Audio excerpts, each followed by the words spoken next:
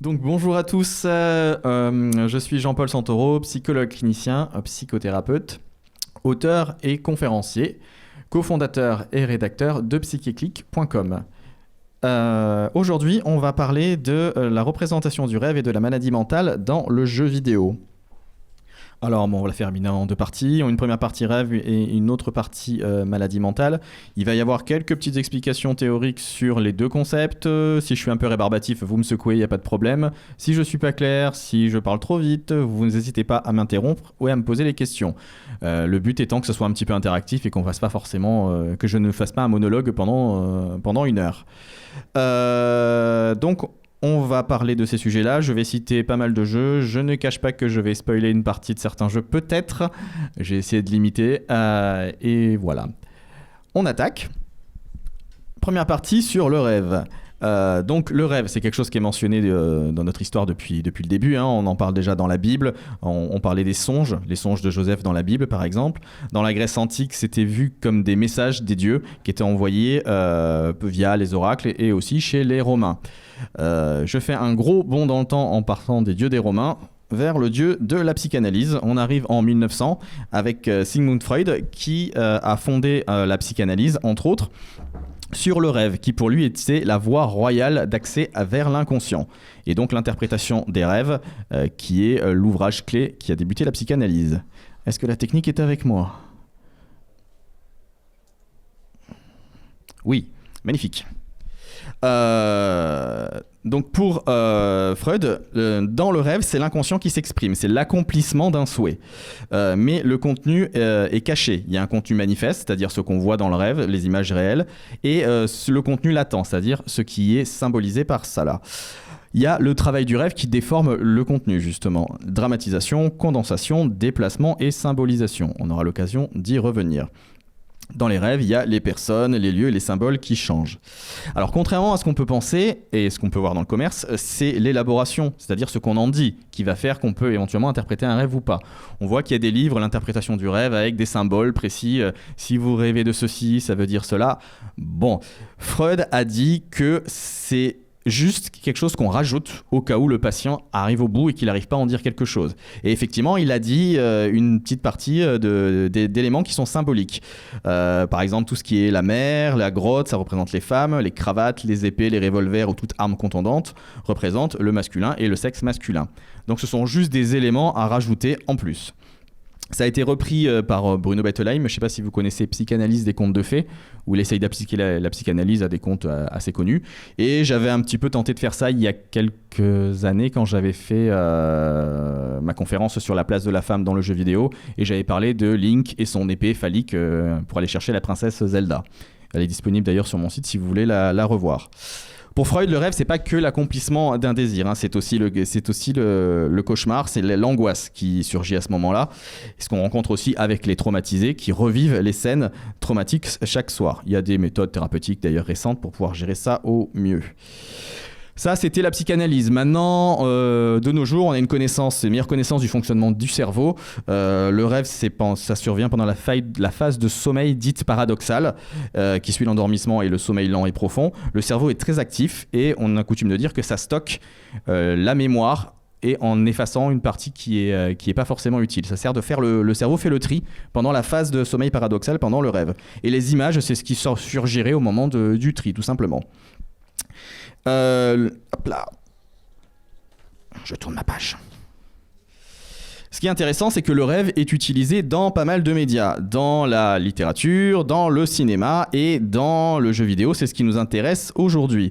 Là, comme ça, sans réfléchir, au niveau des films où il y a une question de rêve, vous avez des titres ? Inception, oui. Le Grand Bleu, oui, peut-être. Je m'en souviens plus très bien, je l'ai vu il y a longtemps. Freddy, c'est vrai, effectivement, les Griffes de la Nuit. J'en ai mis quelques-uns. Inception. Abrelosoros, c'est l'original, le remake c'est Vanilla Sky qui est connu. Et en animé, on a Paprika qui vraiment traite entièrement de ça, assez intéressant, peut-être moins connu, enfin moi je le connaissais pas au moment où j'ai fait mes recherches, c'est assez intéressant vraiment de le regarder.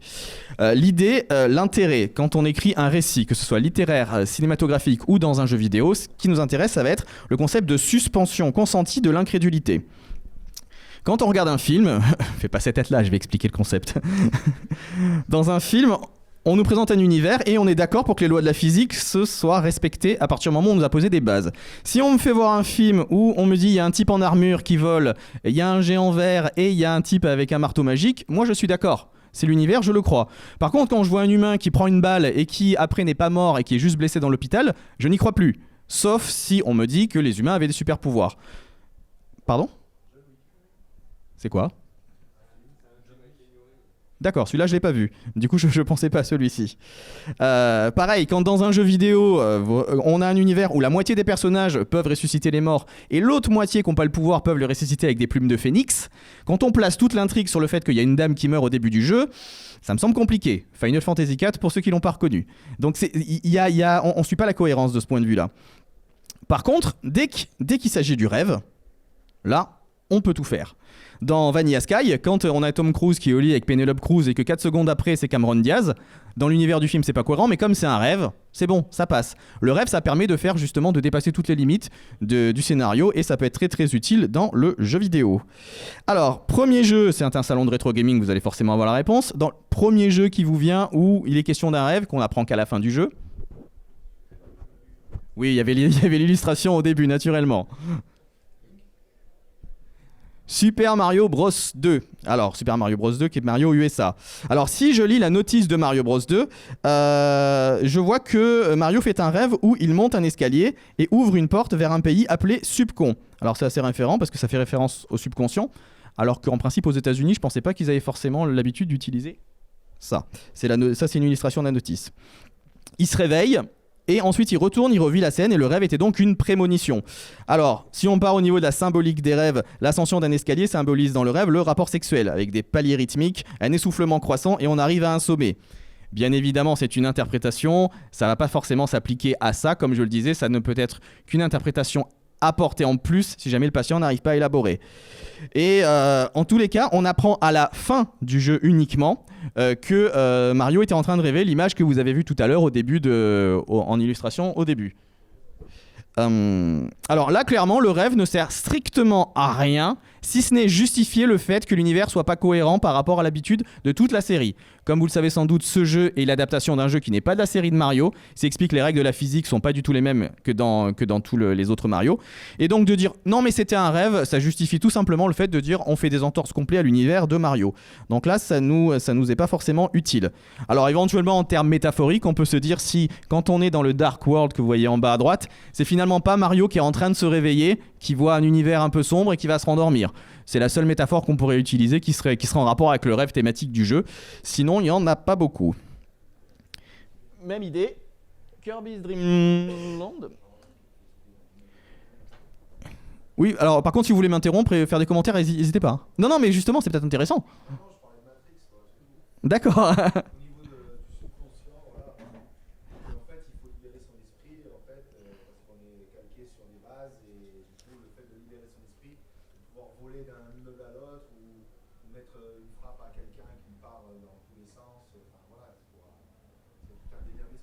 Oui, et alors là pour le coup c'est un univers virtuel, c'est une matrice, c'est pas forcément ni un rêve ni un délire comme on le verra tout à l'heure. Mais c'est intéressant.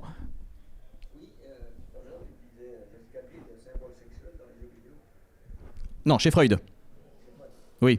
Alors, encore une fois, chez Freud et dans la psychanalyse, il y a énormément d'éléments qui ont des symboliques sexuelles. Là, dans le jeu que je viens de présenter, ça n'a pas forcément d'intérêt, bien évidemment, parce que c'est pas ça dont ça parle.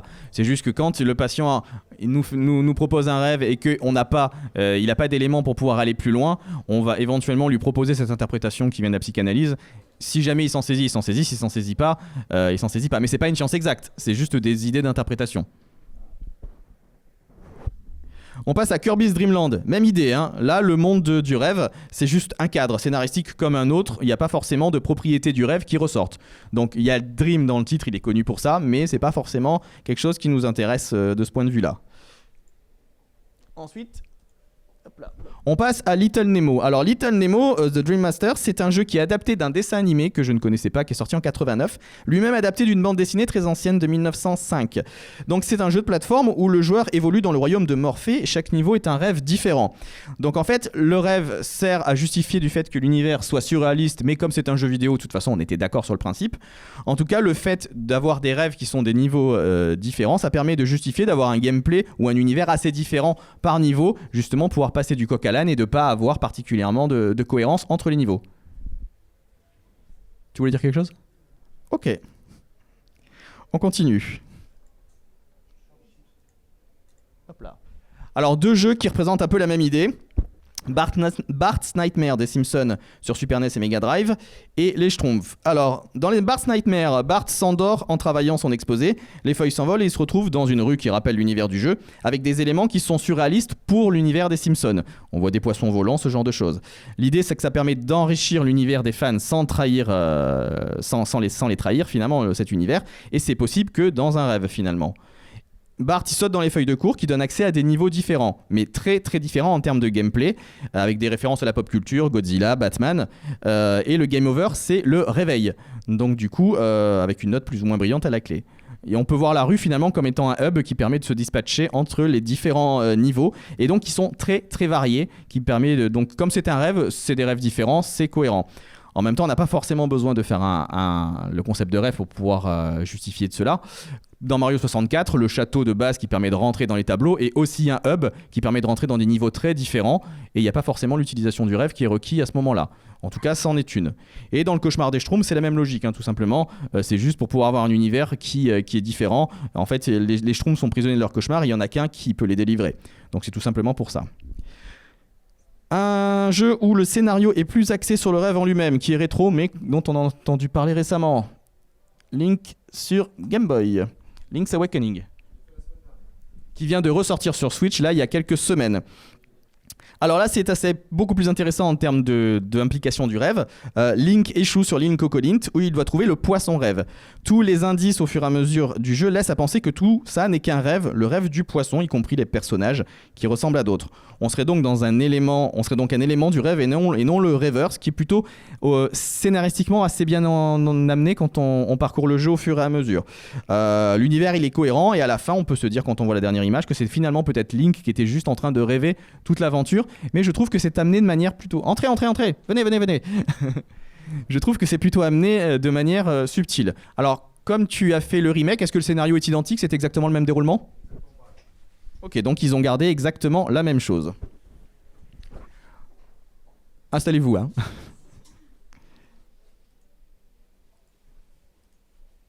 Ensuite, on passe sur la PlayStation 1, Alundra. C'est un jeu d'action qui rappelle Zelda, Secret of Mana ou ce genre de jeu, où donc le joueur incarne Alundra qui vogue vers un village, comme lui a indiqué son rêve. Il échoue sur une île et il se retrouve dans un village où il se rend compte qu'il peut rentrer dans les cauchemars des gens. C'est-à-dire que c'est le terme de Dreamwalker, celui qui rentre, qui marche dans le rêve. Les rêveurs, lorsqu'ils meurent dans leur rêve, décèdent également dans la réalité. Et certains rêves sont prémonitoires. Alundra voit donc le futur du jeu. Donc là, il y a le rapport entre le monde des rêves et l'univers onirique. C'est vraiment le centre de l'intrigue. Bonjour. Installez-vous. C'est vraiment le centre de l'intrigue et ça donne une profondeur assez intéressante au jeu, justement. Ça permet de rentrer dans le psychisme de différents protagonistes et la notion de cauchemar justement où il y a de l'horrifique est utilisée à ce moment-là pour avoir des sous-niveaux assez intéressants. Il n'y a pas de souci. Donc on parle des rêves et de la représentation des maladies mentales et là on est en train de parler des rêves. Voilà pour Alundra. Ensuite on avance un petit peu dans le temps. Avec Catherine. Alors ça, c'est un jeu qui m'a vraiment surpris au moment où je l'ai vu, parce que je m'attendais pas à avoir une conjonction de concepts assez étrange. Donc la première version date de 2012, le remake vient de sortir, enfin un remake ou une suite vient de sortir cette année sur PS4, je crois. Donc à la base le concept ça aurait pu être juste un petit puzzle game, donc comme on voit là une ascension, il faut résoudre l'ascension et avec autour un espèce de petit jeu de drague, mais ça va beaucoup plus loin. On incarne Vincent qui peine à s'engager dans sa relation avec Catherine avec un K. Et il y a une rumeur qui court dans la ville après la découverte de plusieurs cadavres de jeunes hommes qui se retrouvent morts à leur réveil avec une vision d'horreur sur le visage. Donc on dit que quand ils chutent dans le rêve, ils finissent par mourir en vrai. Vincent rencontre la ravissante Catherine avec un C, qui devient sa maîtresse. Commence alors toute une série de cauchemars où Vincent rencontre d'autres personnages moutons, humanoïdes, je ne sais pas exactement comment les qualifier. En tout cas, les autres sont des moutons qui se tiennent debout. Lui a son corps, il est en caleçon avec son oreiller, mais il a les cornes. Alors je ne sais pas si les cornes c'est pensé comme étant la métaphore de l'adultère, de l'infidélité. Je ne sais pas si c'est en rapport avec ça, parce que c'est peut-être proprement culturel à l'Europe, je ne sais pas exactement. Et il doit gravir une tour composée de blocs en les déplaçant. Et Vincent est surpris de l'incohérence de cette ascension, notamment parce que même quand les blocs ne touchent que de l'arête, la gravité ne fonctionne pas, ça ne touche pas. Et donc il se dit mais c'est pas physique. Mais comme c'est un rêve, comme je le disais, les lois de la physique peuvent être transgressées sans aucun problème. Je trouve ça d'ailleurs très intéressant que le personnage le remarque et le fasse signaler.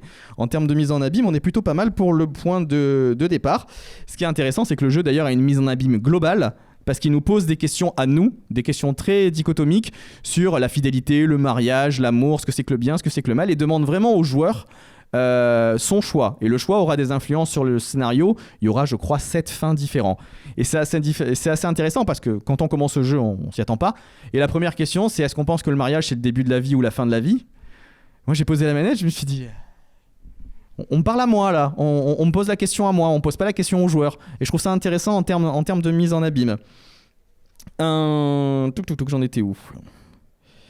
Alors dans la symbolique des rêves, pour reprendre cet élément, des parois lisses auxquelles on grimpe correspondent à des corps humains debout, vraisemblablement le rêve d'un petit enfant qui fait référence à l'adulte. Sauf que là, c'est absolument pas une surface lisse, c'est plutôt quelque chose qui ressemble à des marches, donc à un escalier. Je vais y arriver. Faut pas que je fasse du recto verso. Donc des blocs avec des paliers. Donc finalement, on retrouve la métaphore de la relation sexuelle déjà évoquée à propos de Mario 2. Et comme Vincent se réveille chaque matin avec Catherine sans se souvenir du fait qu'il a passé la nuit avec elle, on voit que le cauchemar, métaphore du rapport sexuel, peut coller avec le rapport qu'il aurait eu avec Catherine dans la nuit sans même s'en rendre compte. Donc là, la métaphore est assez intéressante. Il y a une autre mise en abîme, c'est que dans le jeu, il peut jouer à un jeu vidéo en borne d'arcade de réponse, qui est le conte original. Et dans Réponse, le prince gravit la tour et chute et perd la vue. En fait, il tombe dans des rosiers et il est aveuglé. Et donc, dans le conte, il passe son temps à chercher Réponse sans la voir.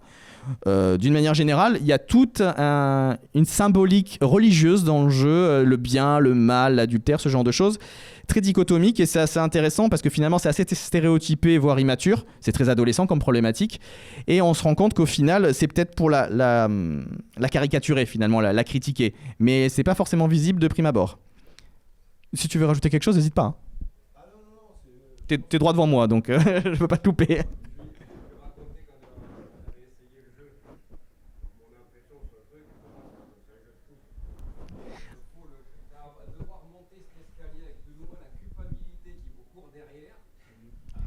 C'est exactement là où j'allais en venir, c'est que symboliquement, à la fin de chaque, il y a des paquets de 2 ou 3 niveaux, il y a un boss, et du coup, ce sont vraiment les archétypes des angoisses. Alors, on a une main féminine qui essaye de le saisir, des créatures en forme de fesses avec des yeux, donc l'œil qui voit, omniprésent qui voit l'adultère.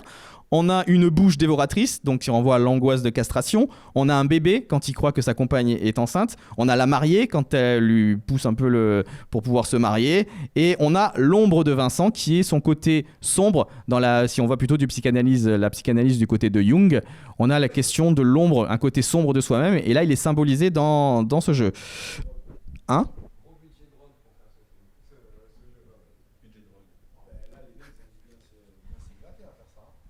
Je sais pas ce qui a motivé les concepteurs à utiliser ces concepts qui ont finalement, comme on vient de le voir, été peu utilisés. Là, ils ont vraiment été poussés en 2012 plus loin qu'ils n'ont jamais été. En tout cas, le résultat, moi, je trouve, c'est que artistiquement, et c'est un univers surprenant, parfois déroutant. Et je trouve que du coup, ils ont réussi. C'est un jeu que je conseille d'essayer, rien que pour cette expérience onirique et vaguement érotisée quand même, qui est assez surprenante pour un jeu vidéo. Si je vous demande de me citer un jeu comme Catherine...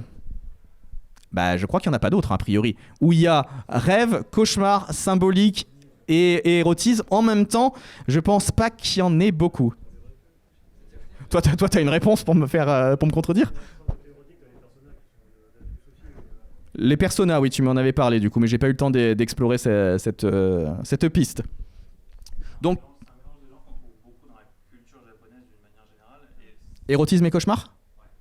D'accord. Mais pas forcément dans le jeu vidéo, ou si t'as des titres? Dans le jeu vidéo aussi, il y a pas mal de visual novels qui évoquent ces choses-là parfois en même temps. D'accord. Bon, je vais peut-être en parler tout à l'heure justement. C'est ça, je vais en parler tout à l'heure, c'est ça que tu fais. C'est ça.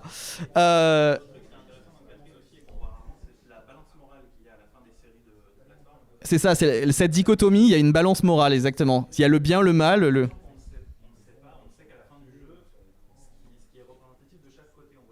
Oui. Oui. Et alors du coup, c'est assez intéressant, je te donne la parole après, c'est que j'ai fait des choix moraux dans le jeu qui étaient contraires à ce que j'ai fait à la fin du jeu, et du coup, j'ai pas eu la fin la plus sympathique, si j'ai bien compris. Donc c'est assez intéressant de voir qu'à la fin, le jeu m'a confronté à mes propres contradictions. Et en termes de mise en abîme, je trouve ça pas mal. Séverine.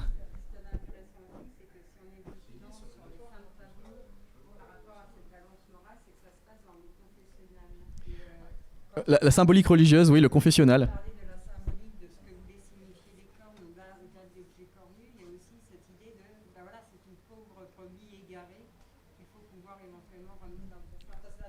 Il y a toute la symbole du mouton, effectivement, la brebis qui s'éloigne du troupeau. C'est assez intéressant, mais c'est vrai que j'avais zappé le fait qu'à la fin, le choix se fait dans un confessionnal, et sur un décor qui, d'un point de vue quand même un peu surréaliste, représente quand même un symbole d'une église, parce qu'il y a le confessionnal au bout, il y a quelques bancs d'une église et on entend la cloche à la fin du niveau. Donc c'est assez drôle, mais je pense que c'est plus pour le caricaturer, parce qu'au début, on a l'impression que c'est assez au premier degré, très moralisateur. Et finalement, on peut vraiment voir le jeu sous plusieurs angles et sur plusieurs niveaux de lecture. Pour ceux qui veulent l'essayer, il y a Catril Full Body qui vient de ressortir cette année avec un petit changement au niveau du scénario. Et donc, il est disponible sur PS4, c'est ça? Donc sur PS4, pour ceux qui veulent le redécouvrir, c'est assez intéressant. Je vais pas trop spoiler, promis. Ensuite, on passe directement en 2017. Little Nightmare, au pluriel. On campe une petite fille au ciré jaune nommée Six qui doit échapper d'un univers qui est visiblement trop grand pour elle. Une espèce de maison de poupée. Alors, moi, ça m'évoque tout ce qui est l'angoisse d'un enfant qui voit le monde des adultes comme étant des géants du haut de sa petite taille. Les décors sont étranges, une espèce de sorte de bric-à-brac d'objets du quotidien un peu incohérents, des différentes pièces de la maison, chambre, cuisine, ce genre de choses, se succèdent sans cohérence apparente. Finalement, c'est ce qui est le cas dans le rêve. Dans le rêve, vous pouvez être chez vous et dans la même scène, vous pouvez vous retrouver finalement au travail ou dans un univers complètement inconnu, juste quelques secondes après. Là, c'est la même logique. On a l'impression parfois qu'on est dans des éléments qui évoquent une chambre et qu'après, on est complètement ailleurs. Donc ça renvoie vraiment quelque chose du cauchemar. On a un ton quand même qui est très très très lugubre, hein. C'est vraiment en branche sombre comme vraiment les craintes du personnage. Moi, en termes de référence, ça m'a rappelé la Cité des enfants perdus, en termes d'un endroit où les enfants sont prisonniers, et les personnages déformés comme on le voit un peu ici, là, je sais pas si on voit très bien. Ça me rappelle le voyage de Chihiro de Miyazaki. En termes de référence, on pourrait éventuellement avoir d'autres. Et pour la mécanique du jeu et l'esthétique, c'est les mécaniques moi qui me rappellent Limbo et Flashback. Quelque chose de plateforme en 2D avec une esthétique un peu recherchée, ça m'a rappelé ça. D'une manière générale, il y a une première créature qui essaye de capturer Six et qui a un bandeau sur les yeux. Par contre, il y a des yeux sur les portes.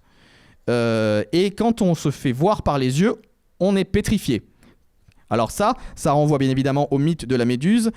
La méduse du côté de la psychanalyse, ça va évoquer en fait le regard de l'enfant vers la scène primitive, c'est-à-dire l'intimité des parents. Encore une fois, c'est une hypothèse qui ne s'applique pas forcément ici, c'est une grille de lecture comme une autre. On a le droit tout à fait de ne pas être d'accord avec la psychanalyse en général. Il y a aussi des espèces de petits... J'ai appelé ça des espèces de vers noirs, je ne sais même pas ce que c'est. Une espèce de choses qui l'attrapent et qui le tuent. Dans la symbolique des rêves, tout ce qui est petits animaux, petites vermines, ça renvoie en fait aux petits frères ou aux petites sœurs non désirés. C'est-à-dire que du coup, c'est tout le questionnement de l'enfant sur maman est enceinte, on va avoir un petit frère, qu'est-ce que ça veut dire? Qui c'est celui-là qui va me prendre l'amour de mon parent? Donc il y a toute cette angoisse de ce syndrome de l'imposteur. Qui c'est qui arrive là, qui me prend ma place? Oui. Oui, alors du coup, j'essaie d'appliquer la psychanalyse à ce que j'ai vu dans le jeu, et c'est vrai que cette histoire de verre, ça peut être pensé comme ça. Il y a toute la notion de course-poursuite, où on échappe aux différentes personnages qui essaient de nous attraper dans le jeu, qui cherchent au début à nous capturer, puis à nous dévorer, hein, finalement.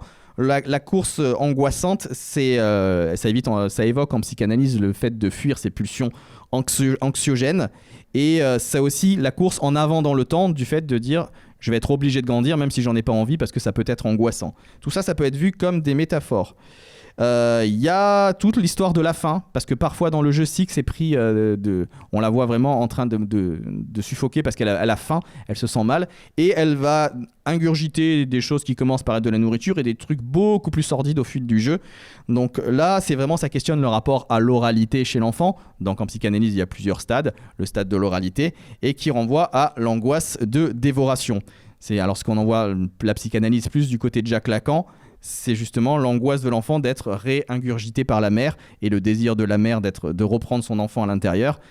Et donc Lacan place l'interdit, tu ne réintégreras pas ton produit. Donc toute l'oralité chez l'enfant qui tourne autour de plein de concepts, là elle y est quand même bien présente dans le jeu. L'antagoniste principal, c'est une geisha.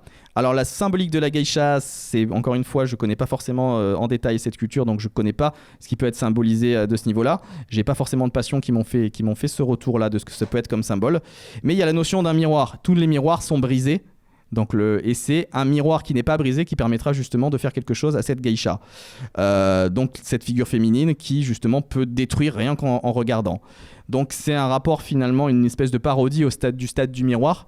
Le stade du miroir, pour ceux qui ont des enfants ou pour ceux qui ont déjà vu des enfants, vers 8 mois, à peu près quelque chose comme ça, quand l'enfant regarde le miroir, il comprend qu'il est en entier, que l'autre derrière lui dit qu'il est en entier, et il y a une espèce de jubilation. À partir de là, il rentre vraiment dans le langage, dans l'univers, dans son propre corps. Et là, c'est un stade du miroir raté, justement, parce que là, tous les miroirs sont brisés, et le miroir, au lieu d'être révélateur, il est plutôt mortifère. Donc là, on a vraiment une inversion de cette symbolique-là. Est-ce que j'ai été clair ou est-ce que je vous ai perdu avec la psychanalyse ? J'ai perdu au fond.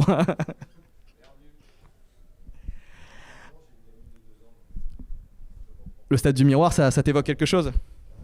Ok. D'une manière générale, de toute façon, le concept de miroir, c'est quelque chose qui est assez exploité dans certains films avec la maladie mentale. Le miroir qui se brise au moment où le malade commence à ce qu'on appelle décompenser. On va justement parler des maladies mentales. Est-ce qu'il y avait encore une question par rapport au rêve, un ajout, un truc important que j'ai pas dit ? Oui. Oui. Alors en fait, l'idée c'est que le regard de la méduse tue celui qui regarde en le pétrifiant. Alors encore une fois, la psychanalyse voit du sexuel partout, mais du coup, quand on regarde un acte sexuel, il y a le concept de quelque chose qui se pétrifie, qui se durcit, du coup. Donc ça renvoie à l'excitation sexuelle en regardant une scène sexuelle, tout simplement. Alors après, la psychanalyse a vu énormément de choses sexuelles partout. Quand j'ai relu l'interprétation des rêves une partie de l'interprétation des rêves, il fait quand même 650 pages, pour préparer cette conférence, j'ai été quand même surpris, je m'en souvenais plus, de voir que quand même tout est ramené à la sexualité. Parfois, ça peut être pertinent, hein, quand on a les patients, on voit que oui, il y a un rapport à ça, mais pas tout le temps non plus. C'est quand même quelque chose qui est à garder en tête. Donc je jetais là cet élément qui permet d'avoir une lecture. Ça peut être en rapport effectivement avec le jeune enfant, puisque dans ce personnage est une enfant. Après, on fait la lecture qu'on veut, il peut y en avoir plusieurs, c'est juste une piste. Oui ?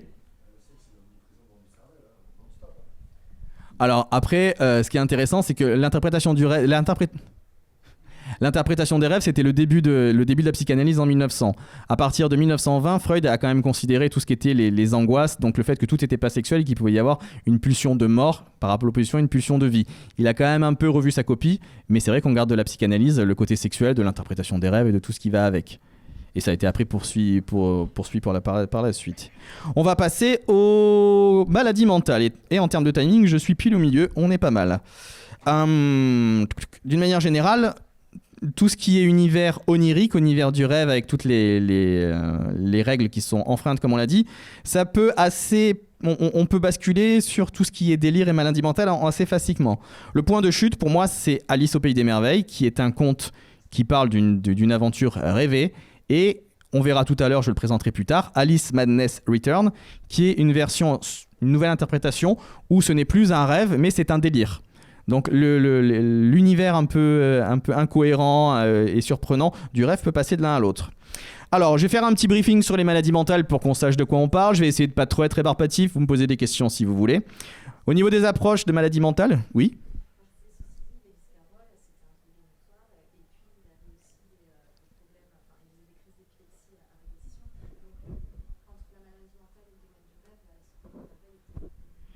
Et Alice au Pays des Merveilles, il y a beaucoup de psychanalystes qui se sont amusés à essayer d'en dire quelque chose à partir du texte, à dire ce que pouvait être le psychisme de Lewis Carroll. Mais c'est quand même un bouquin assez atypique de ce point de vue-là, donc ils se sont un peu tous cassés les dents dessus. Hein. Même Lacan a essayé d'en parler, mais à la fin du compte, on ne peut pas en dire grand-chose en fait. Il aurait fallu le connaître. Donc on va y revenir tout à l'heure quand je parlerai d'Alice au Pays des Merveilles. J'en étais où? Donc pour la maladie mentale, on a en gros deux approches. Hein. On a soit l'approche du DSM, alors j'en avais parlé les années précédentes. Le DSM, c'est le manuel diagnostique et statistique des troubles mentaux, en anglais. C'est un listing de toutes les maladies mentales, tout simplement. Vous avez tel symptôme, vous avez telle maladie, et le psychiatre pourra éventuellement vous donner tel traitement ou vous prescrire tel thérapeutique. Ça, c'est l'approche de cette maladie mentale, des maladies mentales en termes de listing.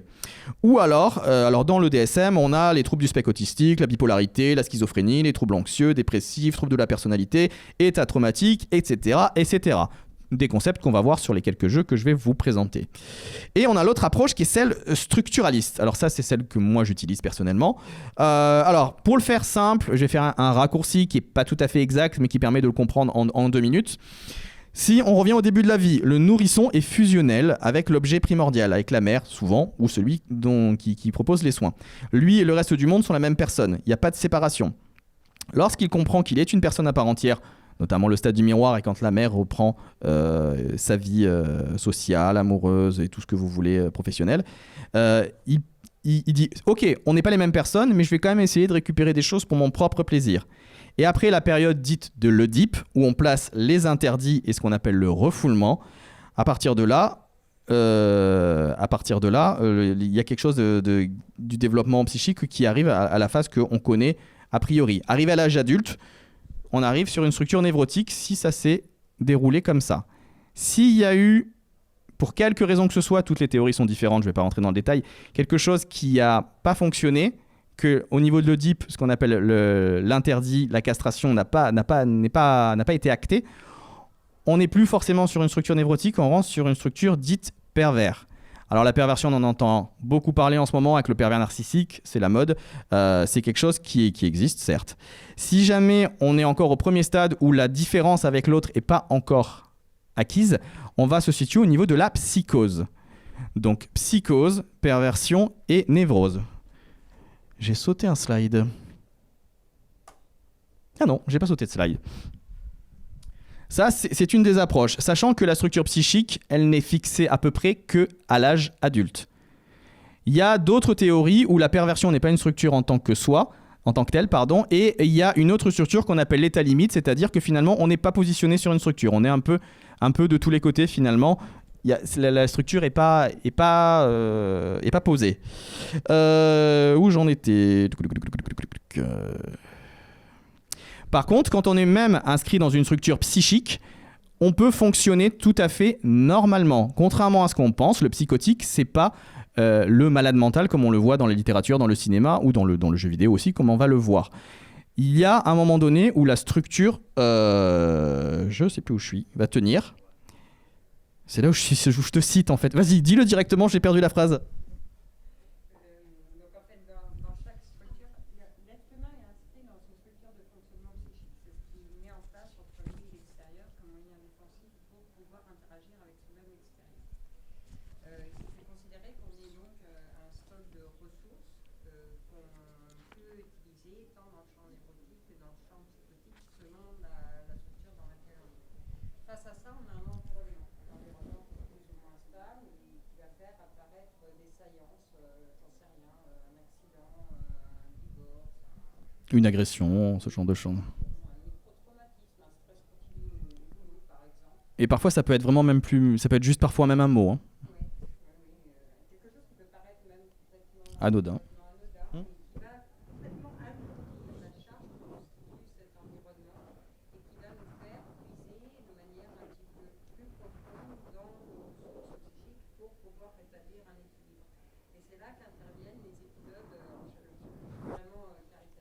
Oui, on est obligé de faire un raccourci, de toute façon, on n'a pas le choix. C'est là qu'interviennent ce qu'on appelle les épisodes de décompensation. Donc il y a des décompensations névrotiques, il y a des décompensations psychiatriques, et c'est à partir de ce moment-là qu'on va commencer à parler de maladie mentale. Et donc dans la décompensation psychique, je te remercie, parce que je m'étais perdu dans mon texte, c'est super bien expliqué. Et dans la décompensation psychique chez le psychotique, c'est la réalité psychique qui vole en éclats, et le délire, c'est la solution pour maintenir la réalité intacte. C'est ce qui permet de reconstruire la réalité. Donc c'est ces symptômes-là qui sont spectaculaires, qui sont mis en scène d'habitude dans les films, dans la littérature et dans le jeu vidéo. Alors si je vous dis du coup, au niveau cinéma, des films où on voit ça, le Joker qui vient de sortir, donc, dont vous avez une analyse du personnage sur Psyché-Click. Un autre film ? Crime et Châtiment, c'est un livre ? Je ne l'ai pas lu, donc je ne peux pas t'en dire quelque chose. Autre chose ? Split ? Je ne l'ai pas vu non plus, donc je vous crois sur parole. Alors là, j'ai mis quelques éléments. On a Black Swan, Fight Club, À la folie pas du tout, Dédale, hein, c'est vraiment les premiers qui me sont venus, où là ça parle clairement d'un trouble bien particulier. Pour certains de ces films, c'est pas forcément évident d'entrée de jeu, il y a quand même une réflexion à avoir, on a parfois des chutes qui arrivent plus tard. Donc ça, c'est des films qui prennent les versants un peu spectaculaires de la maladie mentale. L'avantage avec un film comme Black Swan, en dehors du fait qu'il fasse... Moi, il me fait très peur, je suis assez peureux sur ce genre de choses, c'est qu'on voit la décompensation petit à petit, étape par étape, avec des petits éléments qui à la fin deviennent énormes. Et c'est assez intéressant, c'est que dans le film du Joker que tu viens de rappeler, on voit vraiment tous les éléments, des agressions, des humiliations qui font justement la décompensation petit à petit. Ça c'est intéressant parce que justement c'est assez juste, même si effectivement dans ce genre de film c'est quand même cinématographique et c'est montré avec visuellement de manière assez impressionnante. Mais l'idée, le mécanisme est bon, je pense. Hop là. Bon là c'est des éléments, encore une fois c'est des films, j'en ai cité quelques-uns quoi. Là on a parlé des troubles les plus lourds, mais il y a des petites pathologies de la vie quotidienne qui peuvent se rencontrer dans toutes les structures, des choses de la vie de tous les jours. Premier exemple, GTA, qui n'est clairement pas connu pour ça. Alors GTA, on en a parlé dans la polémique sur la violence, on en reparlera demain d'ailleurs, c'est une série de jeux qui a fait couler un peu le plus d'encre depuis 15 dernières années. Tout ce qui est violence, sexualité, prostitution, vol, mise à mort, stupéfiant, on a un peu de tout. Mais contrairement à ce qu'on peut penser, on a quand même une représentation du psychisme humain qui est pas inintéressant. Alors dans les premiers en 3D, le premier personnage ne parlait pas, donc ça m'aide pas. Dans le deuxième, c'est le stéréotype d'un acteur américain, ça m'aide pas non plus. Par contre, dans GTA San Andreas, le jeu s'ouvre sur un deuil en fait. Le protagoniste de l'histoire, CJ, il commence l'aventure en perdant sa mère. Donc on attaque directement sur un deuil et qui renvoie à une angoisse très centrale, la perte du parent chez l'enfant. La question du deuil et de comment on fait avec ce deuil, ça se voit dans d'autres personnages, comme Max Payne par exemple, chez qui tout bascule après le moment où il a perdu dans un événement tragique sa femme et son enfant. GTA, donc pour revenir à GTA 4 2008, le joueur campe Nico Bellic, c'est un originaire de l'Europe de l'Est, et lui, il est dans une situation de trauma. Il a été sur des terrains de guerre et on le voit qu'il est traumatisé par ces situations, par ses souvenirs. D'ailleurs, on le voit un moment dans l'aventure, dans une cutscene, où il est en train de raconter le moment où le village a été attaqué, incendié, les femmes violées, ce genre de choses très très difficiles, et on voit vraiment qu'il est traumatisé. La seule différence, c'est que lui, au lieu d'être bloqué dans son trauma, et donc de faire des cauchemars et d'avoir des angoisses, lui, il choisit la vengeance. Et la quête de vengeance est au cœur du scénario de GTA 4.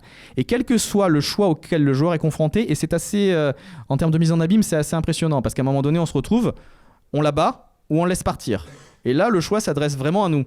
Est-ce que quand on a eu cette situation, on se fait justice soi-même ou pas ? Et c'est intéressant de voir que quand on essaye les deux scénarios, dans tous les cas de figure, ça résout rien. Ça résout pas sa souffrance, ça résout pas le problème de la perte finalement. Donc on pourrait conseiller à ce personnage de faire une thérapie, bien évidemment, ce que je ne peux pas faire. Mais ce qui est assez intéressant, c'est dans justement GTA V. Dans GTA V, après la petite scène d'introduction, on voit directement une scène de psychothérapie dans le jeu.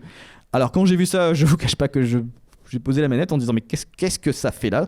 Moi je m'attendais à jouer à un jeu que je pouvais donner mon avis par rapport à la violence et ce genre de choses, et j'ai vu une scène de psychothérapie. On incarne 3 personnages, dont Michael, un quadragénaire père de famille qui semble avoir sombré dans un état quasi léthargique qui envahit toute son existence. Oui, j'ai entendu ce que tu viens de dire. Et donc finalement, il est plus acteur de sa vie, il est spectateur. Et donc on voit dans les séances de thérapie, et je trouve ça très très juste pour ceux qui ont joué, ça parodie vraiment la psychanalyse très très très justement, j'ai envie de dire. C'est-à-dire donc là, le docteur Freelander, ici. Donc on se moque de moi parce que j'ai exactement la même posture quand je travaille en fait, c'est pour ça. Et dans l'article de journal qui est apparu cette semaine, je suis comme ça exactement. Voilà, exactement. Bon, allez-y, évoquez-vous, c'est bon, c'est fait. Et ils m'ont pas, Rockstar m'a pas demandé pour faire de la motion capture, c'était pas moi, mais il y avait quelque chose de ça. Donc voilà, par exemple, en psychanalyse, on a ce qu'on appelle la scansion, c'est-à-dire que le patient va dire quelque chose de très pertinent, on arrête la séance là, net. Lui, il le fait avant. Au moment où Michael va dire un truc, il l'arrête avant. Donc du coup, ce qui est complètement contre-productif. Il lui jette des diagnostics sauvages à la tête en disant vous êtes ceci, cela, ce qu'on fait jamais avec les patients, ou alors très très rarement.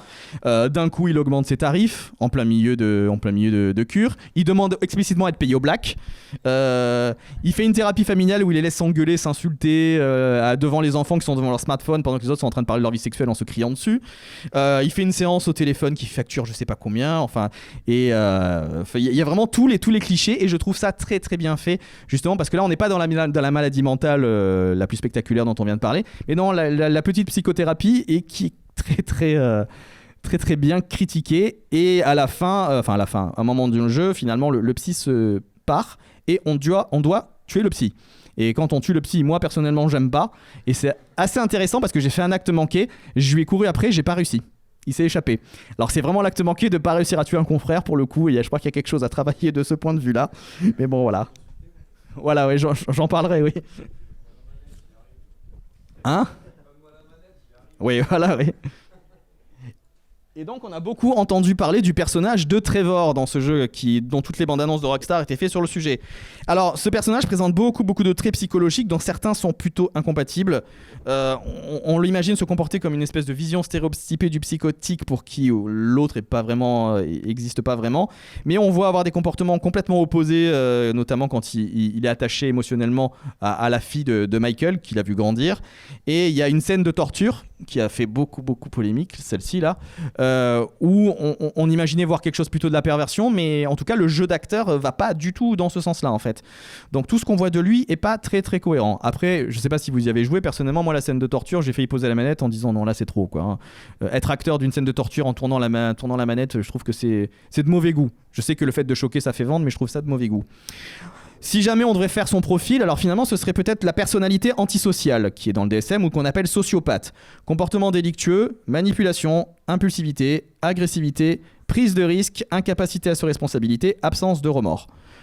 Ça serait quelque chose qui représenterait plutôt ce personnage. Le psychopathe, ça serait vraiment lui quelque chose de plus proche de la perversion, quelque chose de plus adapté socialement et avec une réflexion sur la manipulation qui est là absolument pas du tout le cas dans ce personnage qui part dans tous les sens. Quelque chose à dire pour GTA à rajouter, ou je passe à autre chose ? Alors, quand j'ai préparé cette conférence, j'avais pas tous les éléments. J'ai donc demandé au youtubeur Couriou ici présent une série de jeux qui pouvaient correspondre à mon sujet. Et il y en a un pour qui je l'ai, mais alors maudit. Ça parle à tout le monde. Alors, c'est un jeu sur Steam qui est gratuit en plus. Alors, on va voir. Alors, je vais essayer de pas spoiler tout le jeu parce que ça vaut vraiment le coup de l'essayer sans le savoir. Alors, ce qu'il faut savoir d'une manière générale, et certains dans la pièce pourront le témoigner, c'est que je suis très très peureux pour tout ce qui est film d'horreur et pour les jeux vidéo. Pour donner un exemple, le jeu vidéo Fear, j'y ai joué 10 minutes au bas mot. Moi, je peux pas, hein, ça me plaît pas du tout. 9 minutes, voilà. Doki Doki Literature Club. Alors moi à la base c'est un jeu complètement stéréotypé, un visual novel coloré avec des adolescents, des jeunes filles dans un club de littérature qui font de la poésie.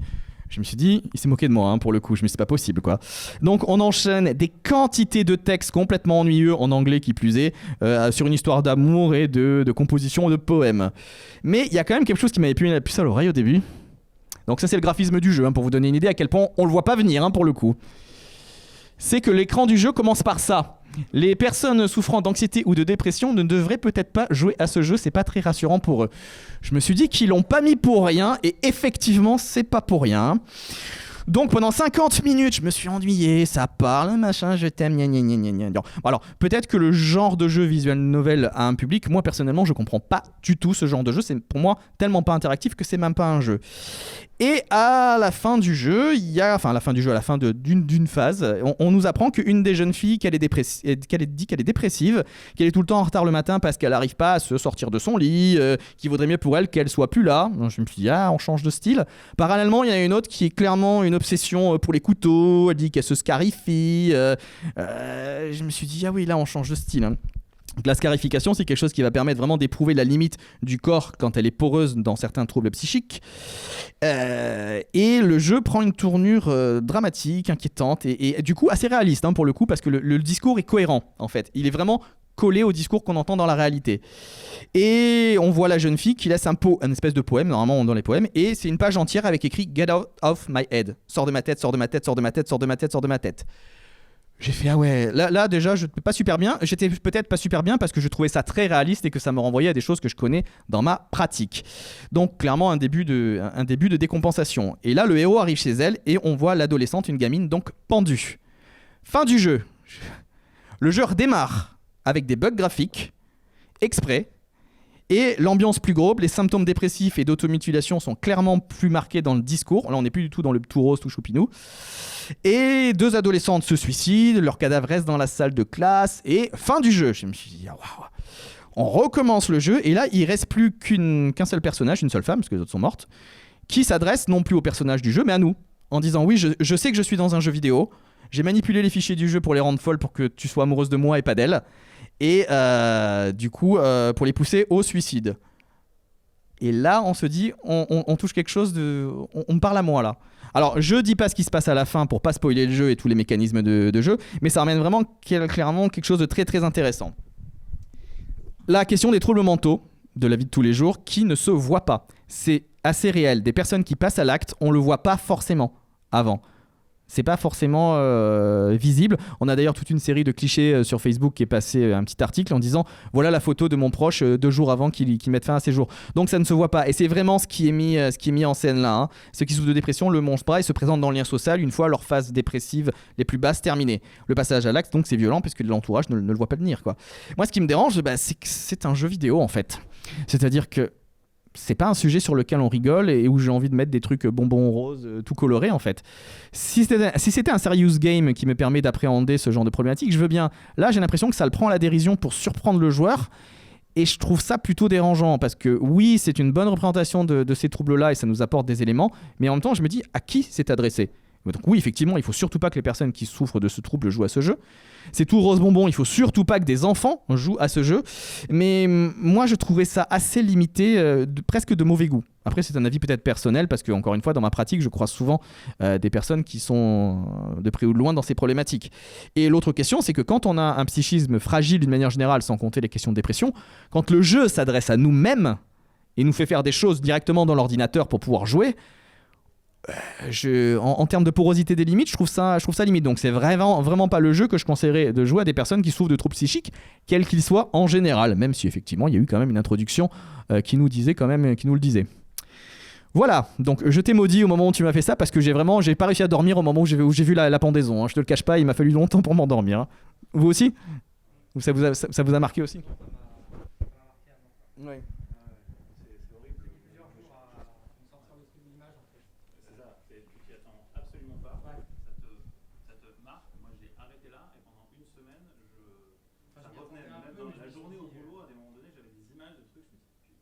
Ah oui, donc c'est que le jeu est un facteur limite traumatisant quand même. Ça c'est bien. Je pense qu'il y aura peut-être un article à écrire là-dessus à mon avis, hein. Parce que là c'est un jeu qui pourrait vraiment être pas recommandable au sens tout court du terme finalement quoi.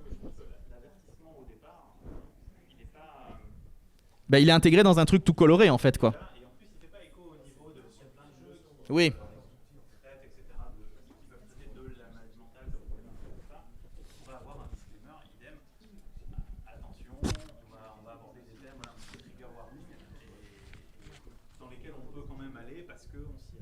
Oui, parce qu'on s'y attend.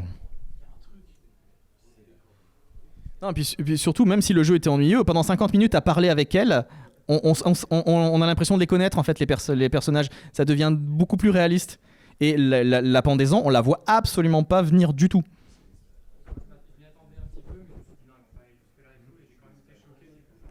Moi, je m'attendais à ce qu'elle soit armée d'un couteau, qu'elle soit prête à attaquer, ou qu'elle soit évanouie, quelque chose comme ça. Hein, quelque chose. Non, là, c'était assez particulier, quoi. Alors, j'ai le droit de dépasser de combien? Il est 55.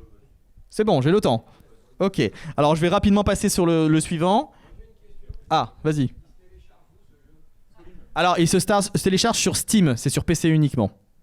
Voilà. Alors, ça, je passe brièvement dessus. Elude, c'est un jeu sur navigateur web. Alors, c'est un jeu qui dure 5 minutes. C'est une entière métaphore de ce que c'est que la dépression. On voit un petit personnage qui va utiliser les oiseaux pour... Il saute, il va de branche en branche. C'est très poétique. Et d'un coup, on le voit chuter dans une espèce de truc tout noir. Le joueur essaie de sortir de ça, mais il n'y arrive pas. Ensuite, il revient un petit peu. Il ressaute un petit peu dans les arbres. C'est tout mignon. Et il retombe, il se laisse engluer. Vraiment, il essaie de ressortir. Et là, à la fin, il sombre complètement dans cet abîme.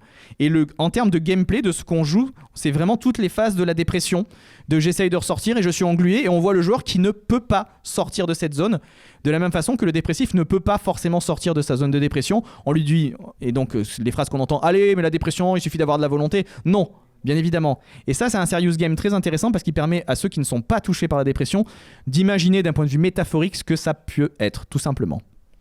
Alors, je connais pas. Dites-nous.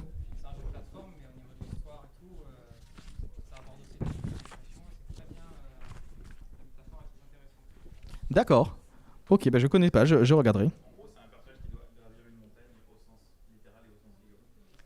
Céleste, d'accord, bah on va le garder en tête dans ce cas-là.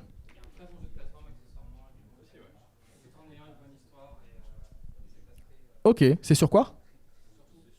Céleste, d'accord, je vais le garder en tête. Alors, hop là. Ensuite, on a Eternal Darkness, Sanity's Requiem. Pourquoi il y en a qui rigolent? Dites-nous. Oui, il m'a marqué et j'adorais jouer avec mon frère celui-ci.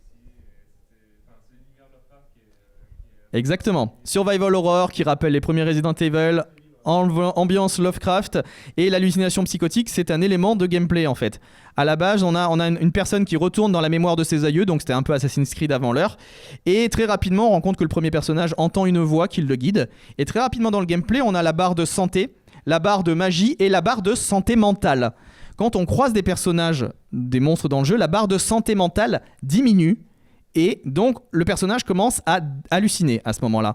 Alors, au niveau des hallucinations, j'ai trouvé ça très pertinent. Donc, il y a toujours les voix, des hallucinations auditives qui guident, qui parlent plus ou moins. À un moment, un coup de téléphone qui n'a pas lieu. Des hallucinations visibles assez morbides, du sang sur les murs, des statues ou des tableaux qui regardent avec les yeux qui bougent, des monstres en plus.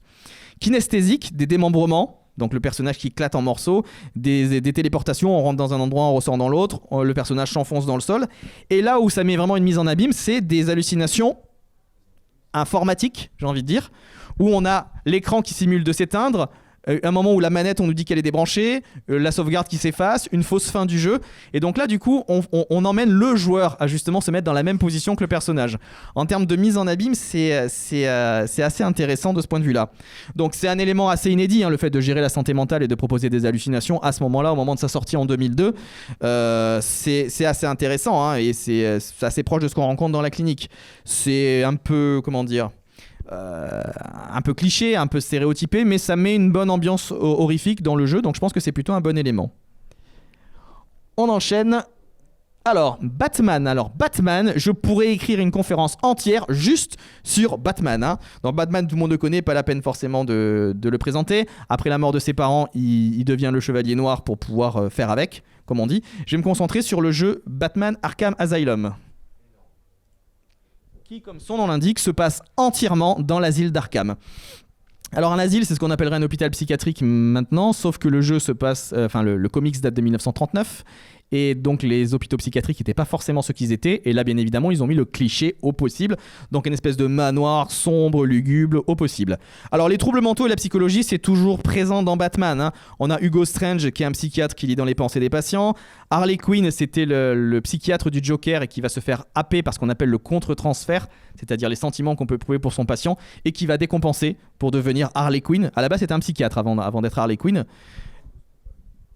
Non, sous Stockholm, c'est quand t'es kidnappé. Donc il y a souvent la question de la skise, hein, donc un personnage coupé en deux, donc Jack Napier, le Joker, Bruce Wayne, Batman, Double Farce, Harvey Dent qui est là. Donc le jeu est un jeu qui se déroule entièrement dans un hôpital psychiatrique et c'est assez intéressant parce qu'on voit au fil du jeu la prise en charge en institution des personnages ayant des troubles mentaux hauts en couleur, hein, littéralement. Donc je précise que contrairement à ces genres d'univers qui est une fiction, la plupart des personnes qui ont des troubles mentaux, la très très très très grande majorité ne passent pas à l'acte. C'est vraiment juste une fiction, on est bien d'accord, hein. Qu'est-ce que je disais? Donc on a des retranscriptions audio des séances, par exemple, qu'on trouve dans le jeu. Et c'est assez intéressant parce qu'on peut voir l'évolution du transfert des psychiatres vers leurs patients. Par exemple, Poison Ivy qui séduit les hommes avec des phéromones végétales. On voit la rencontre avec le patient et au fur et à mesure des séances, le psychiatre qui devient de plus en plus amoureux d'elle. Donc c'est assez intéressant, on a vraiment tout ce champ lexical là qui est présent. Mais ce qui est intéressant, c'est qu'on a quand même 3 phases de délire. Donc comme on peut le voir là-bas, avec le docteur, comment il s'appelle celui-ci, Jonathan Craig, qui est l'épouvantail. Il cherche à exacerber les phobies de ses patients et fait référence aux archétypes de chez Jung dont on a parlé. Et donc il envoie un gaz toxique. Et Batman commence à halluciner. Alors au début, dans la première partie, il voit des corps morts qui commencent à bouger dans la morgue et le cadavre de ses parents en train de lui parler. Et s'ensuit une scène où la réalité est entièrement disloquée, comme on entend parler dans la psychose. Cet univers-là où il y a des bouts d'éléments de décors qui sont vraiment en morceaux. Il y a une deuxième scène délirante où il revit progressivement le couloir de l'hôpital psychiatrique, devient la rue où ses parents sont morts. Il revit la scène traumatique et rescène de réalité disloquée. Et dans la troisième phase de délire, alors que dans la phase normale du jeu, il emmène le Joker sous contention dans l'hôpital, c'est lui qui arrive justement sous contention et on lui dit en gros t'es fou quoi, t'es devenu fou parce que tes parents sont morts et tu te déguises en chauve-souris. Ce qui est assez intéressant. Il se fait abattre par le Joker et il se réveille en sortant de sa tombe. Et donc la même chose que ça, scène complètement disloquée. Et c'est assez intéressant, c'est que dans ces 3 scènes de délire, la sortie, comme pour la sortie du trauma qui aurait pu être un trauma de la mort de ses parents, c'est Batman. Il prend son bat signal et il l'envoie sur Jonathan Crane qui disparaît. Donc dans tous les cas, le moyen de sortir du délire, c'est Batman. C'est son personnage qui lui permet de tenir sa santé mentale. Et c'est assez intéressant comme métaphore. Alors sur Batman, comme j'ai dit, je pourrais en parler pendant des heures, donc on va passer à autre chose, sinon on a fini à 14h. Mais voilà, ça c'est... Alors, j'ai cité celui-là parce qu'il est dans l'Asile d'Arkham, mais je pense que toute la série vaut le coup, a priori, d'une manière générale. Hein. Revoilà Alice. Alice Madness Return. Hop là. Alors, Alice au Pays des Merveilles, donc on en a parlé, c'est un conte de fées qui n'a pas la structure des autres, hein, parce que le personnage revient au point de départ, au même endroit, il n'y a pas forcément d'évolution. Les figures parentales positives ne sont pas forcément représentées. American McGee, le développeur, a pris le parti de changer ça en délire, hein, tout simplement. Dans le premier volet, il y a Alice Liddell qui a vu ses parents mourir dans l'incendie de la maison. Elle a été brûlée, elle a complètement décompensé pendant 11 années dans un hôpital psychiatrique. Là, elle en est plus ou moins sortie, mais il y a quand même les délires qui reprennent. Il suffit qu'il y ait un élément. Et là, le premier élément, elle suit tout simplement un petit chat blanc qui fait office du lapin blanc. Et elle est repartie dans un univers complètement déconnecté de la réalité en termes de physique, de gravité, des éléments, mais en même temps plein d'éléments qui sont concrets. On voit parfois le service AT, on voit un train, on voit ce genre de choses. Les lois de la gravité sont pas respectées, donc elle peut flotter, ce genre de choses, quoi. C'est assez drôle. La première image que j'ai donnée, c'est le psychiatre. Donc là aussi, il y avait un psychiatre dans l'équation. Et sa psychothérapie, ça consiste à non pas prendre en charge les souvenirs, mais à les effacer. À effacer la mémoire des gens en disant les souvenirs, il faut les effacer. D'une manière générale, provoquer volontairement du refoulement, ça fait remonter le symptôme. Hein, ça ne permet pas de guérir d'une manière générale. Et ça me renvoie presque au fameux scandale des souvenirs induits, où certains pseudothérapeutes induisaient des faux souvenirs pour couper les patients de leur famille. Donc ça, c'est quelque chose qui est critiqué là-dedans. Donc on voit vraiment pas mal d'éléments qui se concatènent, hein, des mots qui empiètent les uns sur les autres, comme dans l'ouvrage de Lewis Carroll. Il y a le train cathédrale, par exemple, des éléments qui se mélangent et qui passent vraiment la concaténation de mots. C'est quelque chose qui est très, très présent dans la psychose. Il y a un mode dit hystérique, mais qui correspond plus à une phase classique, c'est-à-dire de tout casser, une phase maniaque où le personnage, quand elle est en train de mourir, elle peut devenir surpuissante pendant quelques secondes. les délires parfois s'arrêtent, elle revient à Londres, mais ça repart et ainsi de suite. Donc je trouve que voilà, c'est une version extrême de la maladie mentale et assez jolie artistiquement cependant. Et ça peut nous faire éventuellement réfléchir sur ce que c'était que la prise en charge de la maladie mentale au 19e siècle, ce qui n'était pas du tout la même que maintenant. Et pour conclure, alors s'il y en avait eu qu'un dont je devais parler dans cette conférence, c'est bien celui-ci. Hellblade, Senua's Sacrifice. Alors, je ne sais pas si vous arrivez à lire. Ce jeu propose des représentations de la psychose, des personnes ayant eu une expérience de la psychose, ainsi que des professionnels psychiatres ont participé à leur création. Certaines personnes, y compris celles qui ont déjà vécu des expériences similaires, pourront trouver ces représentations dérangeantes. Ça, c'est l'avertissement d'entrée de jeu. Alors là, les troubles mentaux, c'est le cœur du truc. Le joueur incarne Senua, c'est une jeune écossaise, une jeune picte, dont le peuple a été envahi et massacré par les Vikings et qui a perdu son compagnon. Et quand elle le voit mort, à ce moment-là, elle décompense. C'est-à-dire qu'elle commence à délirer complètement et elle part en quête du royaume de Hel, réclamer à la déesse l'âme de son défunt amour. Donc c'est la même chose que le mythe d'Orphée à l'envers, si ce n'est que c'est elle qui va chercher son compagnon. Hop là. Donc, c'est l'omniprésence de la psychose dans le jeu qui fait ça. Hein. Donc dès le début, on entend des voix qui quittent quasiment pas le personnage. Alors on recommande de faire l'expérience avec un casque binaural, un casque pour le son 3D, mais même sans, on a déjà vraiment l'impression que les voix viennent de tous les côtés. C'est assez intéressant et je pense que c'est assez réaliste. Les voix se contredisent, ont parfois un discours limite teinté de paranoïa ou l'encouragent pendant les scènes de combat. On apprend qu'elle essaye de rejeter des voix, mais qu'elle fait plus ou moins avec. À un moment, elle devient le personnage de sa voix quand elle se regarde dans le miroir et elle vient à s'automutiler justement sur l'ordre de la voix. Donc là, c'est vraiment assez intéressant et ce qu'on voit tout de suite, c'est que c'est assez réaliste en fait. Hein. Dans les hôpitaux psychiatriques, les patients décompensés décrivent assez ce genre d'hallucinations auditives et visuelles. Et ce qui est le cas en fait, c'est que j'ai perdu mon fil. Oh. Bougez plus, je reviens. Normalement, ça arrive plus tôt le moment où je perds mon fil. Hein. Donc l'équipe de développement s'est entourée d'un psychiatre, Paul Fletcher, et de la Wellcome Trust Association, une association de patients souvent de troubles mentaux, qui ont premièrement décrit ce qu'étaient les voix et décrit avec des scénarios leur vision, et ensuite ont été amenés à tester le jeu pour voir si ça correspondait à ce qui s'était passé. Opération qui peut être assez dangereuse, soit dit en passant. Hein. Et c'est là où c'est vraiment le jeu particulier, c'est que on y croit en fait. Hein. Moi, j'étais vraiment dans le jeu. Je crois vraiment que ça représente à ça. Ça représente ce qui était la psychose. Et je me suis même fait avoir. Hein. Il y a un moment donné où elle hallucine un décor qui d'un coup prend feu. Et j'ai essayé de me déplacer dans le décor en évitant le feu. Et je voyais mon personnage qui mourait comme ça et je comprenais pas pourquoi. Et j'ai fait plein de fois, j'ai raté. Et à un moment donné, j'ai regardé la solution sur internet et effectivement, il n'y a pas de feu. C'est un délire. Je me suis fait avoir par son délire, il suffisait juste de traverser, c'est tout. Et moi, je me suis fait avoir par son délire. On m'a fait voir du feu, j'y ai cru autant qu'elle. C'est assez intéressant justement de voir que le jeu est tellement réaliste que je me suis laissé happer j'ai dit ok, je te suis. Et j'ai eu peur du feu de la même façon qu'elle. Donc en termes de mise en abîme, c'est assez impressionnant. Et je trouve qu'effectivement, comme c'est assez réaliste, assez macabre hein, quand même, et angoissant, il ne faut pas à mon avis faire jouer ce jeu à n'importe qui de la même façon. Hein. Il y a les hallucinations kinesthésiques, hein, il y a vraiment l'idée d'une pourriture, d'une noirceur. Il y a une noirceur qui envahit le bras de Senua et qui commence à remonter. C'est ce genre de choses justement d'une porosité du corps et d'une dégradation, c'est quelque chose qui est au cœur de la psychose, hein, donc c'est quelque chose qui est assez réaliste. Et il y a même des éléments de gameplay qui sont liés aux troubles mentaux. Par exemple, on a des symboles et on doit les retrouver en se calant bien en 3D dans le décor, par exemple des branches, des planches. Et là, c'est vraiment la surinterprétation du psychotique d'éléments, alors d'éléments de langage ou d'éléments de décor. Oui, non, là je vois qu'il y a un symbole, ça m'est adressé. Et en fait, ils en ont fait un élément de gameplay. Et je trouve ça assez intéressant, même si encore une fois, ça peut être un peu étrange et dérangeant de voir ça en jeu vidéo, parce que la question que je me suis posée, c'est il est destiné à qui ce jeu finalement ? Les concepteurs parlent de mieux comprendre et éliminer les idées reçues sur la maladie mentale.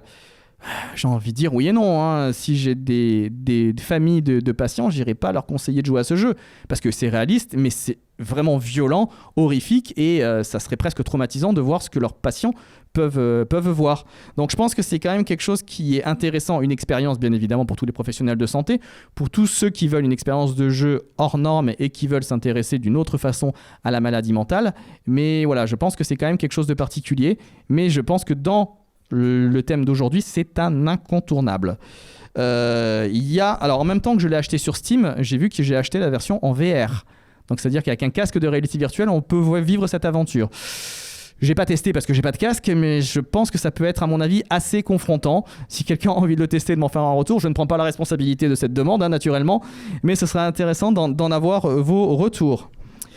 Voilà pour les exemples d'aujourd'hui. Alors il y avait plein de jeux dont j'ai pas pu parler, bien évidemment, la conférence étant trop courte. Voilà, donc là c'est ce dont je parlais tout à l'heure, de voir des symboles dans des planches, dans les éléments du décor. Sinon, dans les jeux que j'ai pas eu le temps de voir, pour vous conseiller, il y a Dark Cube pour les cauchemars, Neverending Nightmare, Psychonaut où on rentre dans le psychisme d'autres personnages, Alan Wake où il y a des phases de rêve, et il y en a sans doute plein d'autres, mais c'est des éléments qui peuvent vous donner éventuellement envie d'y jouer, en plus de tout ce dont je viens de parler. J'ai dépassé de combien de temps ?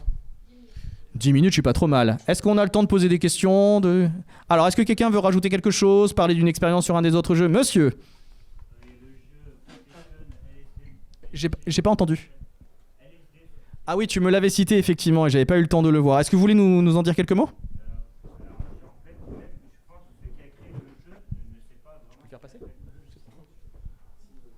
On va voir si le micro peut vous arriver.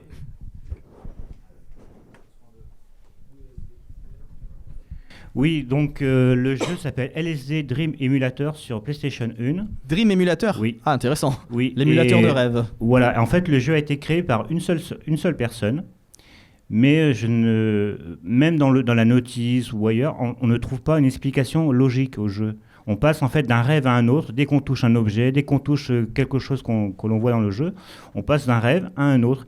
Et on a 365 nuits en fait, à rêver pour pouvoir finir le jeu correctement. Voilà. Et j'ai jamais réussi à le finir. Voilà. Tu en sais quelque chose d'autre sur le jeu ? Parce que j'avais lu sur Wikipédia, là du coup je m'adresse à... Oui. Parce que j'avais vu sur Wikipédia qu'il y avait quelque chose qui faisait un carnet de rêve pendant le développeur pendant un moment et il s'est servi de tout ce qu'il avait noté pendant des années. Oui, c'est ça. En fait, il a interrogé beaucoup de personnes, dont certaines qui avaient des rêves assez étranges et il l'a retranscrit en fait en jeu vidéo. Quoi. Voilà. Je pense que ça va être une expérience assez intéressante et étrange aussi. Est-ce que quelqu'un a une expérience, une question sur tout ce qu'on vient de se dire ? Vas-y. Prends la parole, cher consoeur. Tu prends le micro ? Oui, je voudrais profiter en fait de ta conférence pour ouvrir une petite parenthèse parce que je vois qu'il y a des personnes ici qui sont peut-être jeunes parents ou qui tendent à le devenir, ou moins jeunes parents peut-être, mais par rapport aux hallucinations, par rapport à ces attraits un peu psychotiques que tu as décrits dans différents jeux qui sont très faciles d'accès et souvent très gratuits et qui offrent cette possibilité-là de pouvoir jouer avec ces jeux-là où on va trouver des scènes d'hallucination auditives visuelles. Moi, j'observe dans ma pratique qu'à propos des structures psychotiques, on peut avoir après une bouffée délirante, une hallucination causée peut-être à l'adolescence, par exemple, par une consommation en cannabis. On peut voir s'installer quelque chose de l'ordre d'une décompensation et d'une maladie mentale qui peut s'ancrer à plus long terme. Voilà, donc moi c'est un petit peu la vigilance à laquelle j'appelle les parents qui jouent à ce type de jeu où la porosité, comme tu disais, des limites entre le dedans et le dehors n'est pas franchement établie. Attention aux jeunes joueurs. Le PJ, on en pense ce qu'on en veut, en général est plutôt bien adapté pour ces questions. Ça reste une bonne indication, je pense, oui. Ah vas-y, non, désolé. C'est bon ? Alors juste pour conclure, je vous rappelle, je ne sais pas si vous avez eu l'information, que nous venons de monter avec ma collègue psychologue et ma collègue diplômée en sociologie, le site psycheclick.com qui reprend nos réflexions sur le jeu vidéo, le numérique d'une manière générale. Donc je vous invite à le visiter, à lire, j'espère que c'est des articles qui vous plairont. N'hésitez pas à prendre la carte ici pour avoir l'adresse du site exact et écoutez, on attend vos retours sur le sujet. Pour ceux que ça intéresse, il me reste un dernier exemplaire de mon livre, si vous le voulez. Et après, à commander sur Internet, sur Amazon, bien évidemment, naturellement. Demain, on va parler du lien entre jeux vidéo et passage à l'acte violent, notamment après c'est la conférence que j'avais fait en premier il y a 5 ans ici. Entre-temps, Donald Trump a repris la parole. Donc, on va un peu revenir sur ce sujet. On va revoir un peu tout ça. Je vous remercie de votre présence, votre participation. Et je vous dis à demain.